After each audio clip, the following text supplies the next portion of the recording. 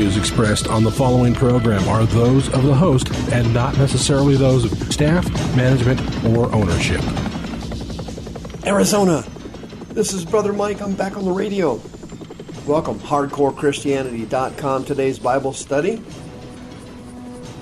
Tullion is back, and he's better than ever. Tullion, today on Hardcore.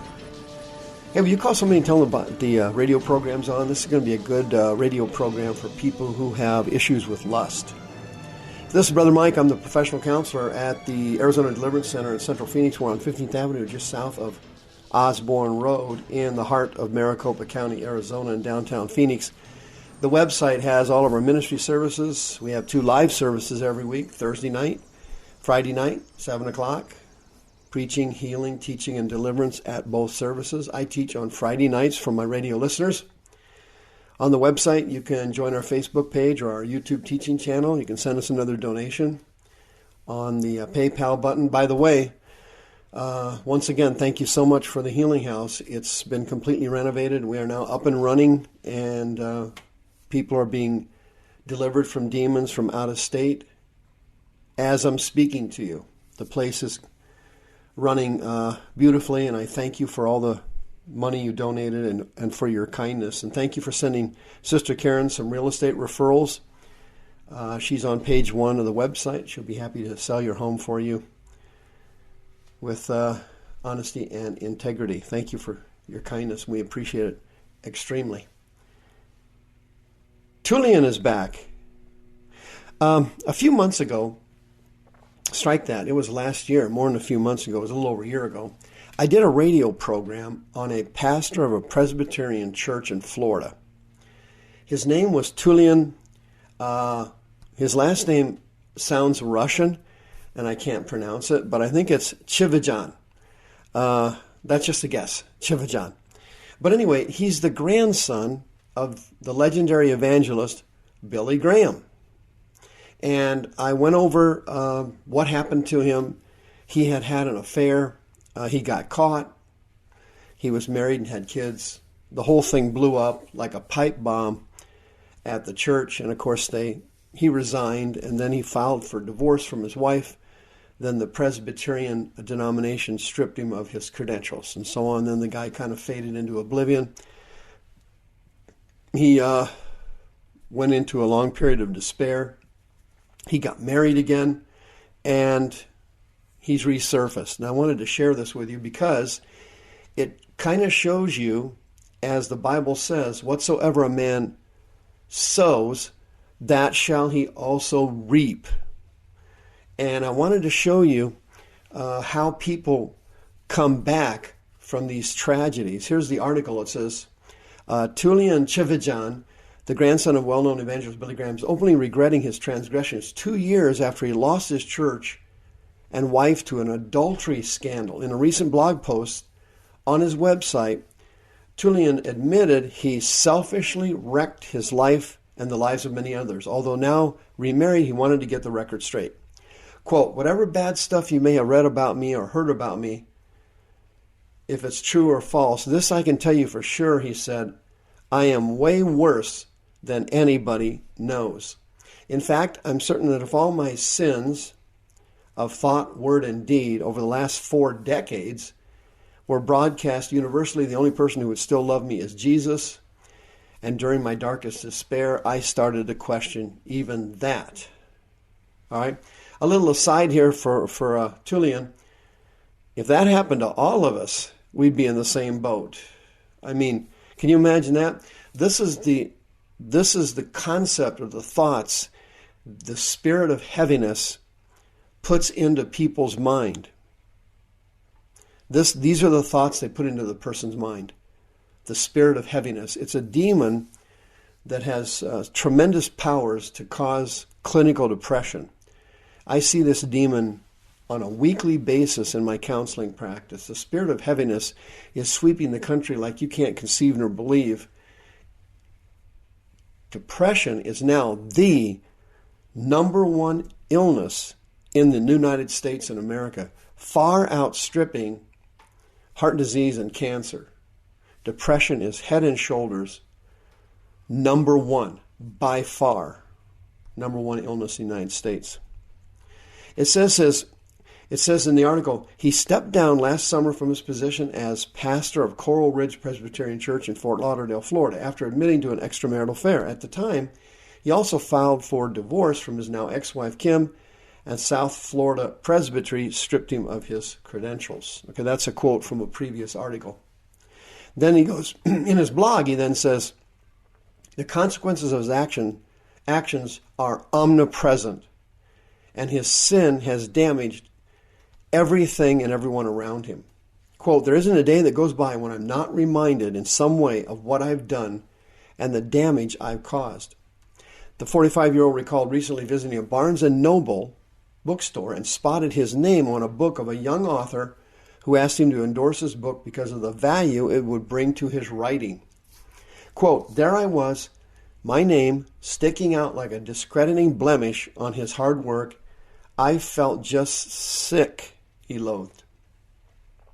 He said that moment reminded him of the far-reaching effects of his sin and how so many people he's never even met were hurt by him. Quote, God gifted me with a family to care for, people to love, and a high calling, a life-giving message, and a large platform to shout it from, and I blew it, Tullion said. I blew it all when I had every reason and opportunity not to. And I alone am to blame for this, unquote. Although throughout most of the post, Tullion was lamenting over his past mistakes, he did offer some hope for those who find themselves in a similar situation. Now, here's what I wanted to share with you. Here's the part of the article I thought was very interesting. Quote, here's what I know, he said. There are a lot of people out there just like me.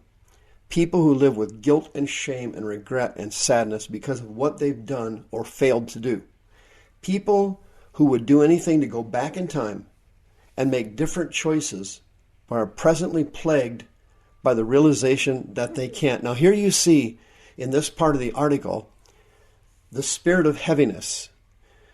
As I mentioned in the previous radio show over a year ago, and as I mentioned in my last two radio shows this week, these powerful unclean spirits of sexual perversion, they have been unleashed in America at an unprecedented level. Lust demons, sexual perversion demons are sweeping the United States of America. These demons are ravaging the churches all over the United States. This Presbyterian pastor is just the tip of the iceberg. The Bill Cosbys, the Henry Weinsteins, all these people living in Hollywood, that's only the tip of the iceberg. Sexual harassment, sexual perversion, pornography, this thing runs so deep, it is now impossible to fix. It's a snowball that's nearing the end of the hill. But this man, this disgraced pastor, is being tormented by a spirit of heaviness. And here's how it works. The devil pushes you and goads you and tries to convince you to sin. He provides you with temptations. He provides you with external stimuli. He pushes on you to sin. And then, when he gets you to sin, then he reverses field on you. He then condemns you for the sins that he encouraged you to do. And you can see with this ex-pastor, he's being tormented with sadness and guilt and shame and regret.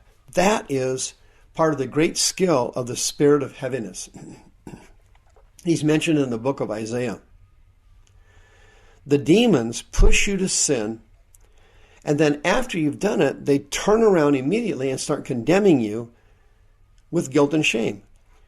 They strike you in your mind, asking you, hey, what are you doing? You call yourself a Christian? Look what you did. You're not a Christian.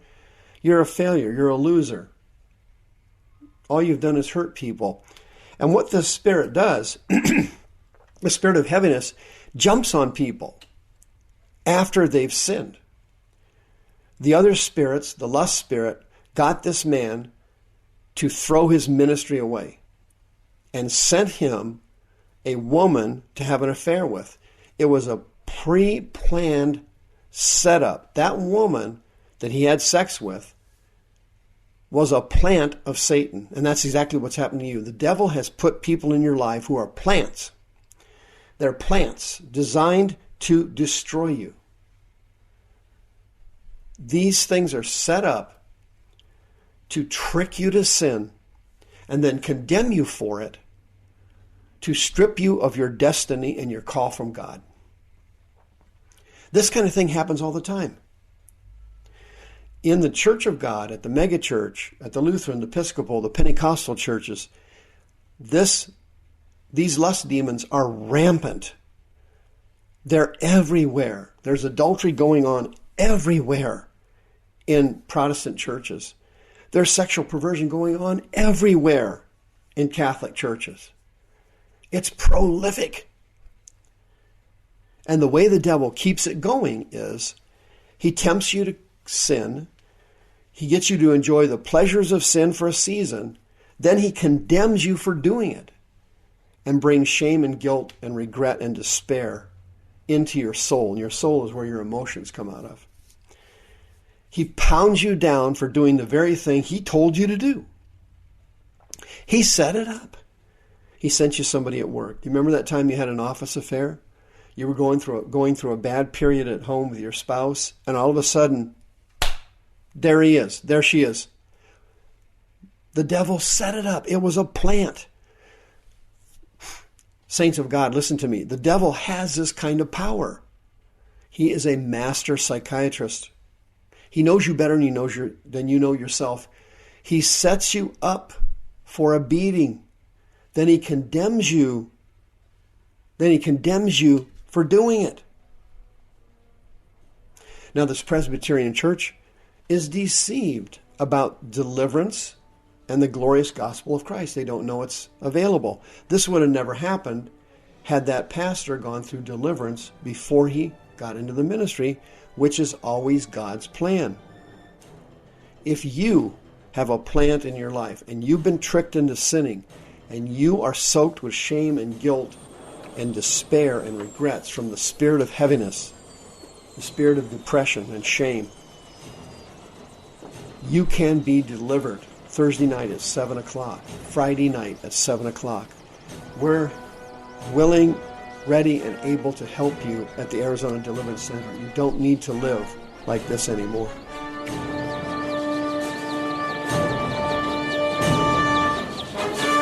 The views expressed on this program are those of the host and not necessarily those of staff, management, or ownership.